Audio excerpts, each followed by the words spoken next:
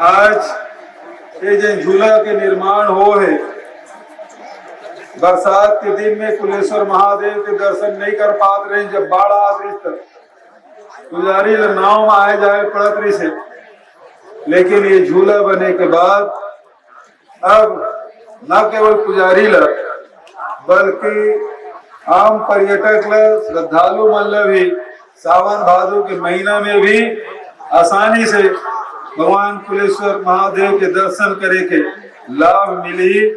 और पर्यटन के दृष्टिकोण से भी बहुत महत्वपूर्ण रावण वन गमन पथ के बहुत महत्वपूर्ण हिस्सा हमारे राजीव, हमारे आस्था के केंद्र राजीव। हम सब ये न केवल हमारे तीन नदी के संगम में बल्कि हमारे संस्कृति के, हमारे आध्यात्म के भी संगम है, हमारे सबसे बड़े आस्था के केंद्र है। और राजीव में वही प्रकार से सजाए सवारे के काम हमारे सरकार हाथ में ले।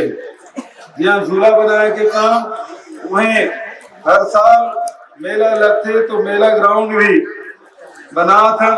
उनमें जैन भी आवश्यकता है, उन राशि की कोई कमी नहीं आमदन,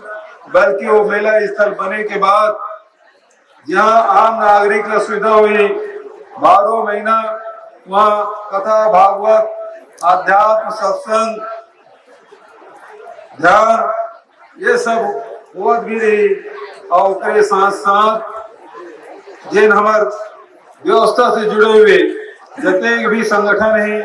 हमारे प्रशासनिक अधिकारी कर्मचारी है, उग्र मन के रहे के व्यवस्था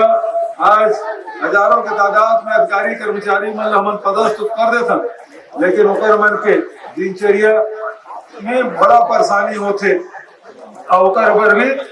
सर्व सुविधा युक्त मेला ग्राउंड ला बनाबो, ताकि हमारे सबसे बड़े जन आस्था केंद्र राज्य में जब कभी भी कोनो महीना में कोई भी कत्तो बड़े आयोजन हो तो आसानी से किए जा सके, ये व्यवस्था सरकार के ओर से।